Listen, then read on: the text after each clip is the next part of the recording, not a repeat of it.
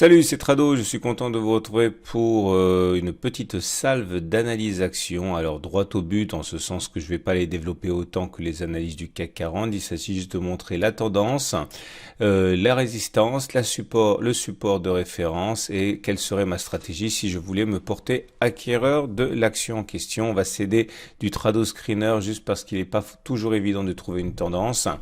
Et ça pourra vous aider. Donc on va commencer par par AB Science, qui est une des 10 actions qui m'ont été le plus demandées.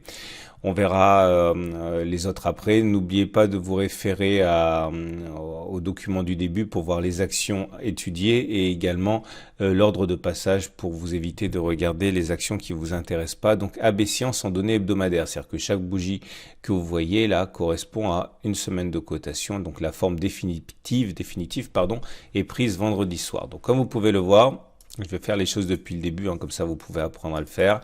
La tendance ici, elle est haussière. Vous voyez, elle est haussière parce que vous avez les cours qui sont au-dessus de la moyenne mobile à 20 semaines qui monte et la moyenne mobile à 50 semaines qui monte.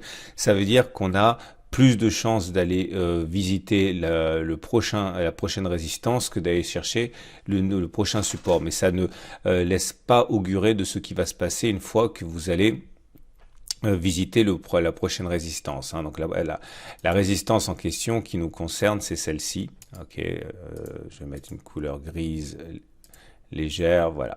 Ça, c'est notre résistance de référence. Vous voyez comme les cours butent dessus. À partir du moment où la moyenne mobile à 20 périodes et 50 périodes sont ascendantes, eh bien, on est censé aller chercher cette résistance. Bon, on y est déjà. Ça, c'est notre support de référence. Ok. Alors, pour l'instant, vous l'avez compris, nous sommes face à un obstacle important, compris globalement entre 4,56 et 5,4. On arrive à passer au-dessus pendant la semaine, mais on n'arrive pas à clôturer au-dessus pendant la semaine, enfin en fin de semaine. Vous voyez, on termine toujours à l'intérieur de cette zone, donc on n'est pas à l'abri d'un reflux. Si je devais acheter AB Science, j'attendrais que l'on clôture au-dessus. Alors les plus prudents attendront ça. Maintenant, si vous voulez rentrer maintenant, vous pouvez le faire, mais vous avez bien compris que lorsque ça s'est produit les dernières fois, vous voyez, il y a eu des reflux. Donc moi, je trouve que c'est quand même un petit peu risqué de rentrer maintenant. J'attendrai donc que l'on clôture au-dessus pour acheter.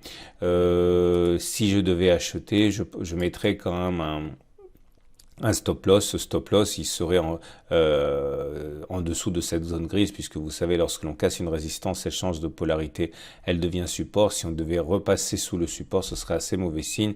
Donc, je mettrais un stop loss, par exemple, ici, en dessous de la zone grise. Ça correspond à un support un stop loss assez large, puisqu'on est quasiment à 17-18%.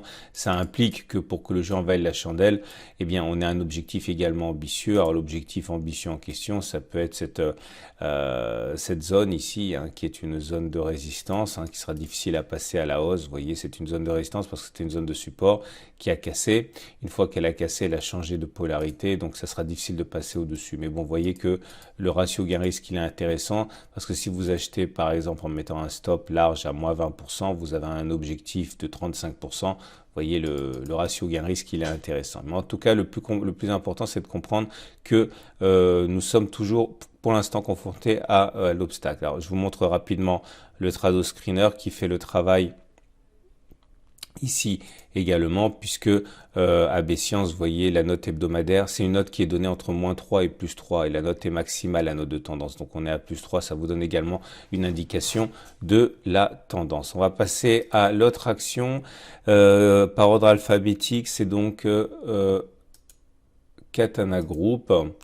Katana Group, regardez le Trado Screener, il vous donne la note ici de toute manière.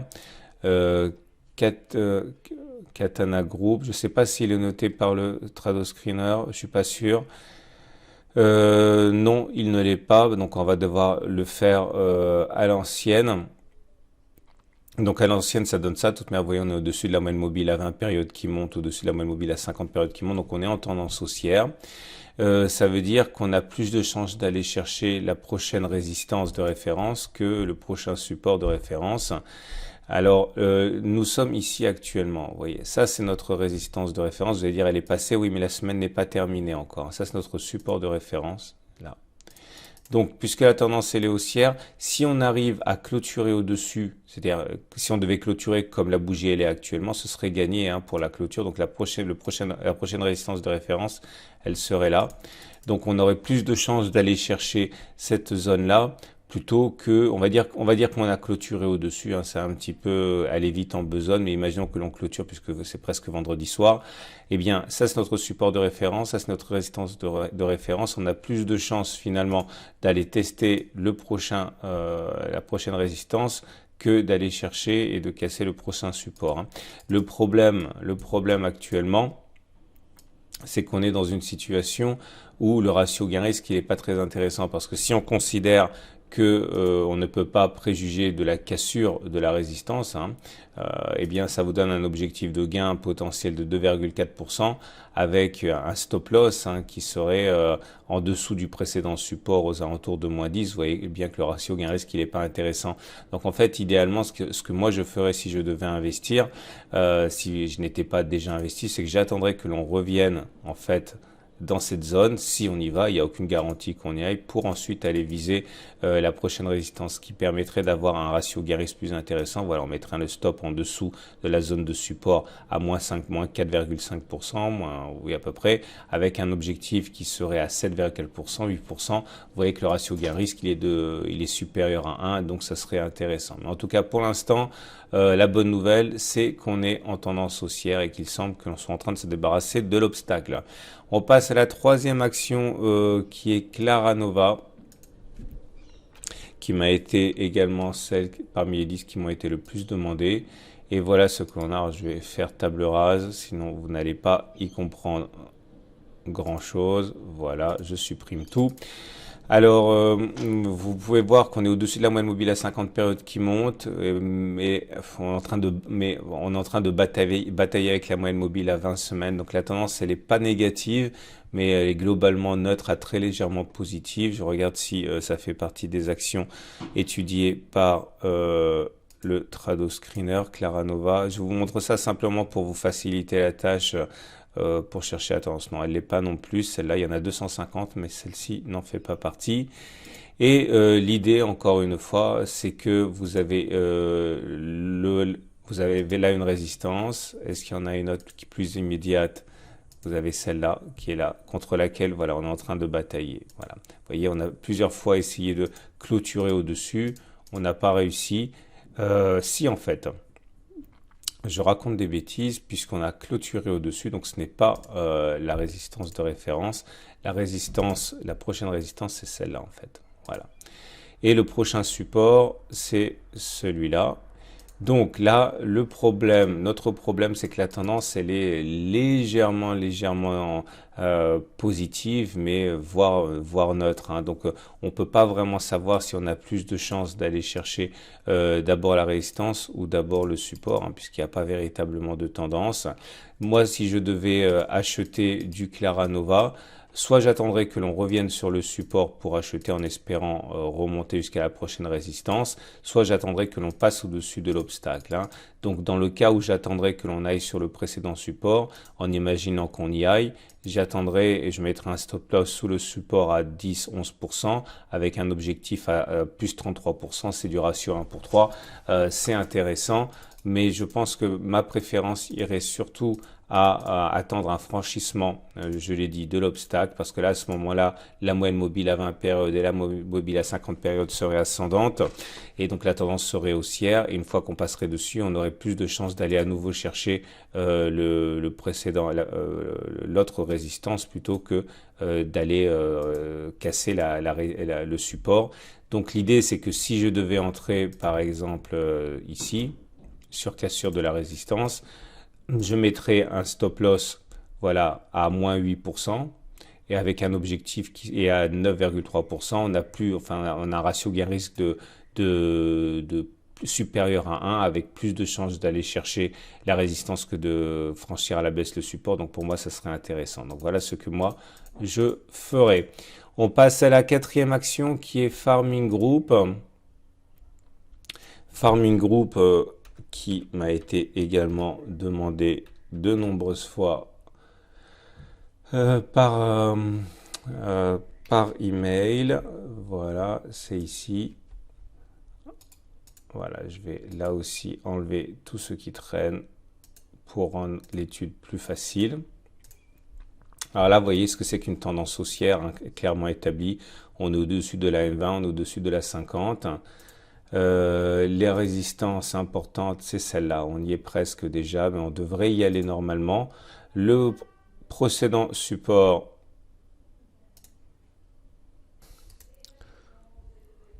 donc nous avons notre résistance qui est ici, celle qui devrait normalement être touchée, et notre prochain support, si vous avez compris, il est ici en fait, hein, parce que c'était une ancienne résistance qui a été cassée, donc elle a changé de polarité, elle devient support. On a un autre support qui est ici. Je ne sais pas si Farming Group est analysé par le Trado Screener, pourtant il y en a beaucoup, mais pour l'instant c'est un petit peu chou blanc. Non, Farming Group non plus, hein, n'est pas analysé par le Trado Screener. Peut-être qu'il va falloir que je le rajoute. En tout cas, le problème ici, c'est que nous avons, à regarder, on a un cas d'espèce, ici un très joli W, hein, pour info, un double bottom d'école, hein, voilà, avec la hausse qui est derrière. Enfin bon, bref, c'est pas la question. L'idée surtout, c'est que vous avez ici un support qui est plutôt bas, à 11%. Avec un objectif, hein, qui serait de 3,7%. C'est pas forcément intéressant. Donc si je devais entrer sur Farming Group, ah oui j'ai oublié, je suis actionnaire Farming Group, hein, donc ça il fallait que je le dise, mais je suis entré déjà il y a très longtemps. Donc soit j'attendrai que l'on revienne sur le support, ou moins qu'on s'en rapproche pour viser un retour sur la prochaine résistance, hein. Par exemple, si j'attendais que l'on aille ici, eh bien, j'aurai un stop loss à moins 7% avec un objectif supérieur à 7%, donc c'est intéressant. Ou alors, j'attendrai que l'on franchisse cette résistance, hein, puisque la prochaine résistance, elle serait très intéressante parce qu'elle serait très éloignée, quoique non. Elle serait là, la prochaine résistance. Vous voyez, c'est la zone qui nous a embêtés. Donc c'est assez intéressant parce qu'en fait c'est un peu un boulevard, hein, au niveau chartiste. Donc si on attendait de passer au-dessus de Farming Group, de clôturer au-dessus et de viser ensuite la prochaine résistance, ça nous donnerait un objectif qui serait à 40% avec un stop loss qui serait sous le prochain support, c'est-à-dire la résistance qui aura changé de polarité, avec un stop à 10%, 11%, vous avez un ratio gain-risque qui est très intéressant. On va passer maintenant à encore une autre action qui est dans l'ordre Cybergun qui m'a été demandé. Alors, je sais pas très bien ce que ça a à voir avec mon ordre alphabétique, mais c'est pas grave. Cybergun. Et voilà ce que l'on a en données hebdomadaires. Alors là, c'est spécialement moche quand même, hein, faut pas se mentir. On est en dessous de la moyenne mobile à 20 périodes, en dessous de la moyenne mobile à 50 périodes. C'est un petit peu, on a pris 15% alors cette semaine, mais c'est vrai que lorsqu'on prend un petit peu de recul, on voit que la tendance est extrêmement baissière. Là non plus, hein, je vous cacherai pas que acheter maintenant, ça me semble être assez délicat. La prochaine résistance, eh bien voilà, elle est ici, hein. C'est-à-dire c'est un support qui est cassé et qui est donc devenu résistance. Et notre problème, c'est qu'on n'a pas de support en dessous, c'est-à-dire qu'on peut difficilement mettre un stop loss. Donc, j'ai pas grand-chose à dire sur Cybergun. Alors, si on essaie de trouver quelque chose de sympathique, on peut s'imaginer que, est-ce qu'on a, oui, bon, c'est pas très propre, hein, mais on a une sorte de biseau ici, mais il est vraiment pas propre du tout ce biseau. Non, je pense que c'est une vue de l'esprit, hein, si on décide de le tracer. Non, ça n'a pas beaucoup de légitimité. On va dire qu'on a en tout cas une résistance oblique et que si on devait passer cette résistance oblique, eh bien peut-être que l'on aurait une accélération haussière, mais pour l'instant, encore une fois, ce qu'on a actuellement s'apparente à un soubresaut, hein. Si je devais acheter du Cybergun, j'attendrais vraiment que la tendance elle soit au moins neutralisée, qu'elle soit pas baissière ou que l'on passe au-dessus de la résistance. Et vous voyez, du chemin à parcourir. Puisque, oh non, non c'est horrible. Il faudrait faire 600% pour aller casser ça. Non, franchement, je dis pas qu'il faut pas en acheter, hein, mais je dis qu'à titre personnel, Ici, c'est un petit peu délicat de trouver des points d'entrée, des stop loss, et donc du coup, ouais, c'est un peu compliqué. On va passer maintenant à une autre action, c'est dans l'ordre IPH, Inat Pharma donc, et voilà ce que l'on peut en dire d'Inat Pharma. Inat Pharma, voilà, je vais enlever tout ce qu'il y a pour ne pas se laisser influencer. Voilà, alors c'est pas très bon puisqu'on est en dessous de la M20, en dessous de la M50, mais bon, ces M20 et ces M50 sont un peu, la M20 est plate, la M50 est descendante, mais bon, c'est un mouvement un peu oscillatoire dans une sorte de neutralité. Ce qui font retourner, j'ose même pas regarder si sur ce coup Inat Pharma est étudié parce que le problème c'est que j'ai pas eu beaucoup de... Ah, Inat Pharma, il est là, il est étudié par le Trado Screener, donc il a une tendance de -3, donc ouais, la tendance elle est plutôt baissière. Ça veut dire qu'on a plus de chances d'aller chercher... Non, c'est pas ça. Voilà, elle est là, le prochain support il est là, et la prochaine résistance elle est là. Donc pour l'instant, hein, si vous voulez, tant qu'on est dans une tendance où on est en dessous de la M20, en dessous de la M50, et tant qu'on est, comme le Trado Screener le dit, en tendance baissière, on a plus de chances de retester le support une nouvelle fois que d'aller chercher la résistance. Et ça veut dire également que si vous voulez, si je devais acheter du Inat Pharma, je suis en train de regarder, oui, alors là vous remarquez qu'on a un petit support oblique qui passe aussi par là, ça peut être intéressant. Ouais, mais il est assez loin. Non, on va s'en tenir à ce qu'on a dit. Donc clairement, si je devais acheter maintenant, je mettrais un stop loss en dessous de la zone de support, parce que si on devait casser la zone de support, il y aurait sans doute une accélération baissière vers la prochaine zone de support qui est là. On n'a pas envie de ça. Donc mon stop loss, il serait en dessous de la zone de support. Je vous rappelle que si vous voulez le même logiciel que moi, c'est gratuit, hein. Il vous suffit de cliquer sur le lien en dessous de la vidéo. Donc si j'achète maintenant et que je mets un stop loss à moins 11% et que je vise la prochaine résistance à plus 27%, c'est intéressant. Ok, maintenant c'est un trade qui est un petit peu risqué, vous l'avez compris, parce que la tendance elle est encore baissière. Donc ça a une marge de risque qu'il ne faut pas négliger. Mais voilà ce que je ferais. Maintenant, si je voulais acheter en tendance haussière, ça m'obligerait à attendre que l'on passe au-dessus de l'obstacle. À ce moment-là, la M20, la M20 et la M50 seront devenues haussières, hein, vous voyez. Ça, on se mettrait dans le sens de la tendance. On aurait du coup un objectif qui serait la prochaine résistance, avec un stop loss qui serait en dessous de la résistance devenue support, moins 7%, un objectif à 13%, ce serait un beau trade, enfin, ce serait intéressant à tenter. Mais pour l'instant, quoique, ouais, pour l'instant, c'est quand même très très haut cette résistance. Donc, si vous avez la patience d'attendre plus 30% éventuellement. Mais voilà ce que je ferais si je devais acheter maintenant. Donc, je répète, tendance neutre à voir légèrement, voire négative, hein, en données hebdomadaires. On passe à l'action suivante. Il s'agit de Novacite, qui m'a été demandé sur Twitter. Voilà. Bon, alors c'est intermédiaire, on est en dessous de la M50, mais on est au-dessus de la M20, donc la tendance de fond est baissière, mais elle est en train de se neutraliser. Important de voir que la prochaine résistance, elle est ici. Voilà, c'était la zone de support qui a été cassée, qui a donc changé de polarité.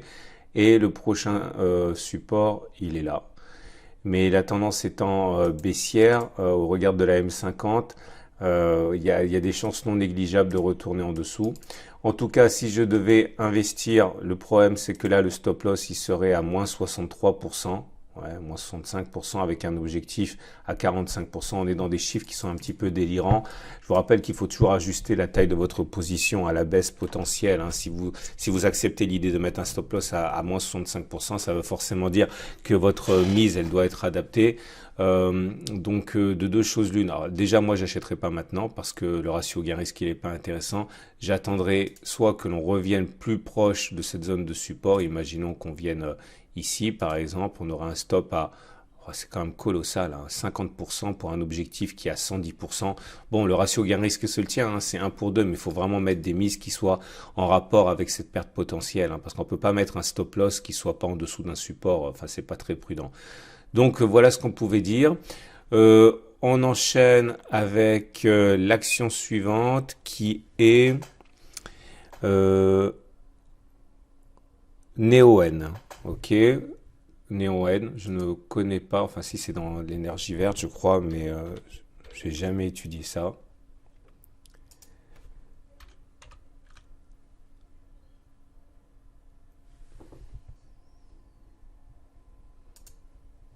Et voilà ce que l'on a. Ah, c'est une action qui est neuve, hein, on voit bien parce que les moyennes mobiles à 20 périodes et les moyennes mobiles à 50 périodes sont même pas complètes, hein. Donc, tendance haussière, c'est une évidence. Voilà la résistance de référence, on est dessus. Voilà le support de référence, il est là.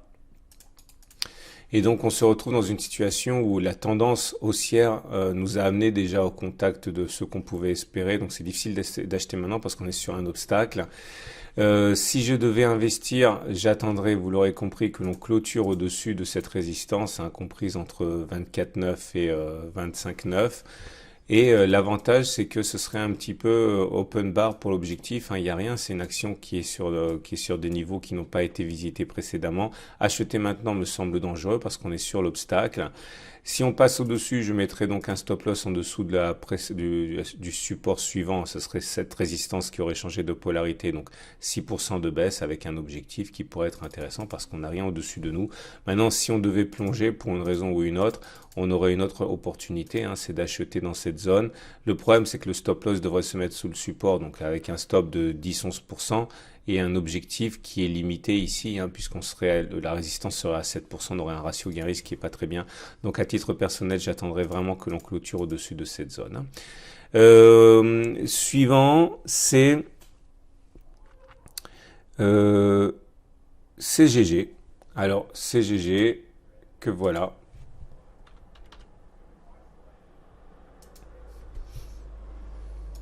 J'enlève ce que j'ai tracé déjà avant, voilà.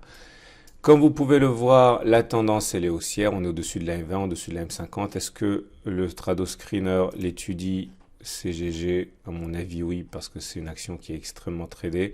Oui, vous voyez la tendance hebdomadaire, elle est à 3, donc la tendance elle est confirmée par le Stratoscreener. Notre problème, alors nos résistances elles sont là, on est déjà dessus. Ok, et c'est un petit peu le souci, hein, c'est-à-dire qu'on est proche de l'obstacle. Le prochain support, on va dire qu'il est là. Et nous avons donc un potentiel de gain qui est assez limité, hein, même si la tendance est haussière, elle est à 6%, alors que notre support, là où on devrait mettre le stop loss, il est à moins 23%. Donc voilà, pareil, même gymnastique, hein. Si je devais acheter du CGG, j'attendrais que l'on clôture au-dessus de l'obstacle, ou alors qu'on se rapproche du support, ce qui permettrait d'avoir des ratios gain-risque meilleurs.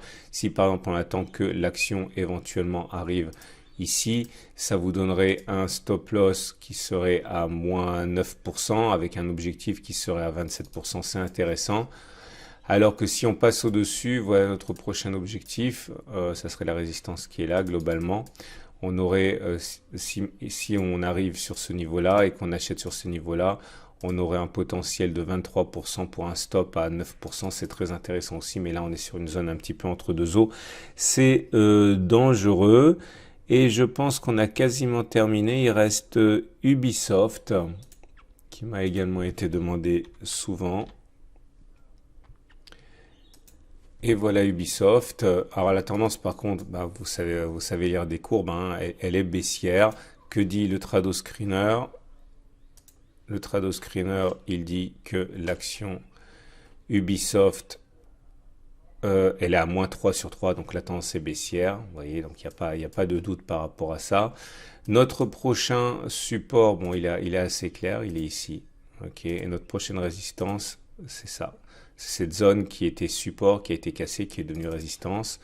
Donc là, vous retrouvez avec le même problème, hein, c'est que pour aller viser la résistance, bon, en plus la tendance elle est baissière, hein, donc il faut faire très très très attention. On peut très bien monter et puis se prendre la résistance et foncer vers le bas. Donc là, si on vise, si on veut acheter maintenant, on est bloqué dès 3, à partir de 3-4%, 4% de hausse, on risque d'avoir des soucis. On a également la possibilité d'aller chercher le prochain support qui est à moins 20%. Donc vous voyez, le ratio gain-risque, il est vraiment pas terrible, hein. N'oubliez pas, hein, quand on a une tendance baissière, on a plus de chances, en l'occurrence ici, d'aller chercher la prochaine résistance que de casser le support, hein. On a plus de chances d'aller chercher le prochain support que de casser la résistance. Donc à partir de là, si je devais acheter du Ubisoft, j'attendrai à titre personnel que la tendance, elle devienne haussière. Ok. Voilà une résistance, voilà une autre résistance. Compte tenu de la configuration des moyennes mobiles à 20 jours, la tendance, elle sera pas haussière avant sans doute que l'on passe au-dessus de ce niveau-là.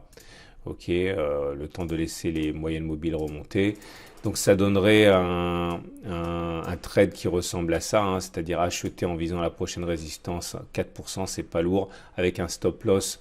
Voilà, à peu près à 4%, on est près du ratio 1 pour 1, c'est pas très intéressant. Mais en tout cas, autre solution, vous attendez peut-être que l'on revienne sur le support qu'on a mentionné.